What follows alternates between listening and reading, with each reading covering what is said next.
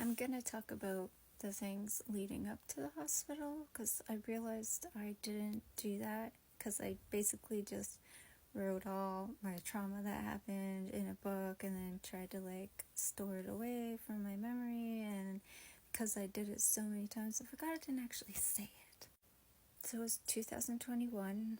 My sister called and I ran downstairs because my mom's ex-wife was banging on the door and she wanted in. She was angry. She was on a bunch of stuff like usual. When I got there, her teenage daughter was outside crying because she had been punched in the face.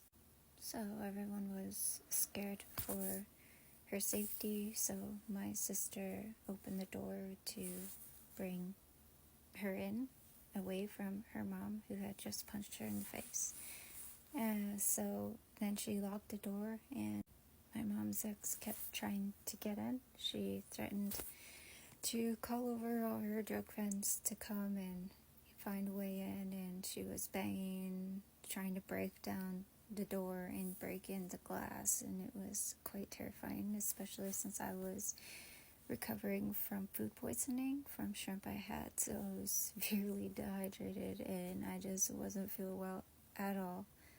I had actually passed out momentarily. I saw black as I fell because I was so overwhelmed by everything my mom's ex was doing and just the whole stress of it, and everyone was shouting and scared. I didn't have the strength to go back upstairs, and unfortunately my shoes and winter coat and everything, they were all by the door that she was trying to break in. And so my sister had called the cops and we were just waiting for them to come. But there was a lot of chaos and my mom was getting very worked up and it was just a lot. So I didn't feel safe in my house anymore with someone trying to break in, and she's a very violent person, so I just wanted to find a space that was safe until the cops could come and get her. So I decided to go out the back door.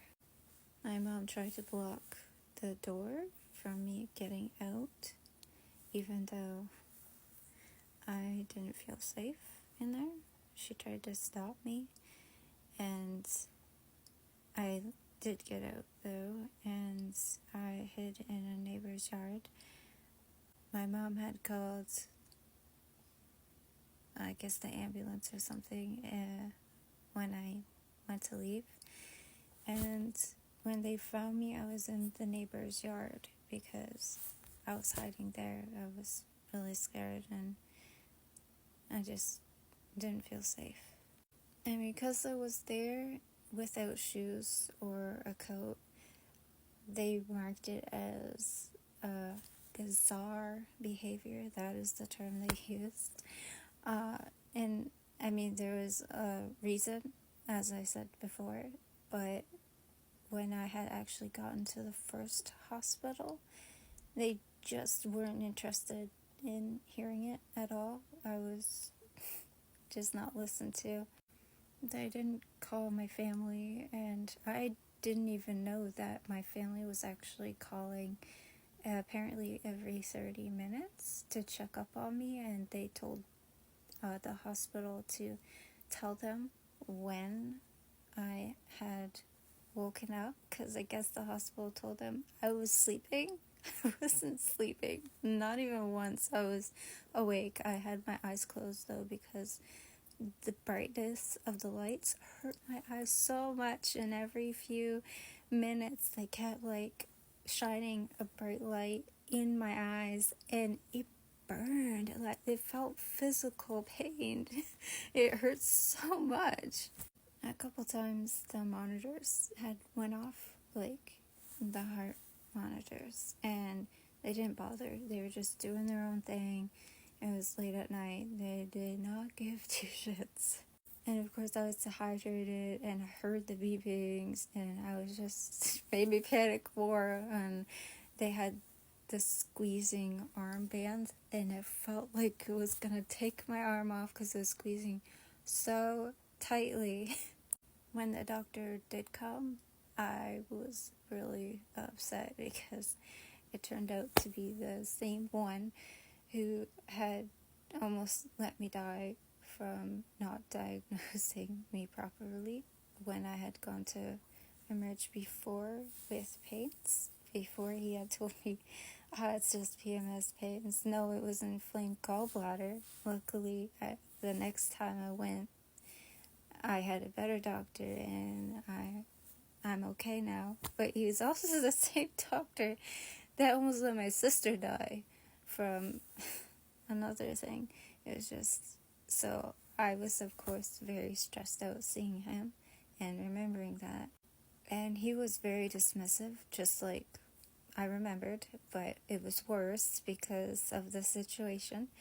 And he just he didn't care what I had to say. He seemed like he had better things to do, and he just didn't want to listen to me. I had talked to the nurse before because she had asked me what led to me being there. I told her everything about my mom's ex, how I was recovering from food poisoning, and that's why I was dehydrated, that I was feeling better, because that day, it makes me so frustrated, because that day I was going to have soup, and that's all I could remember is, why couldn't people leave me alone? I was gonna have chicken noodle soup. So his back was to me. That's all I could see as he was walking away after he said he had called an ambulance and they're going to go take me to the other hospital where the psych ward is, or I don't know what it's called. And I was just, fear struck me, because that is not what I wanted, and that is not what I needed. I needed fluids and sleep and to go home. So it's like, call my family, like, why won't you just talk to me for a minute? And he's just walking away, and he's like, you weren't awake or whatever when we were trying to get information. I was like, I just told the nurse, go talk to the nurse. I told her, if you don't want to take your time to listen to me, I just told her everything, go talk to her.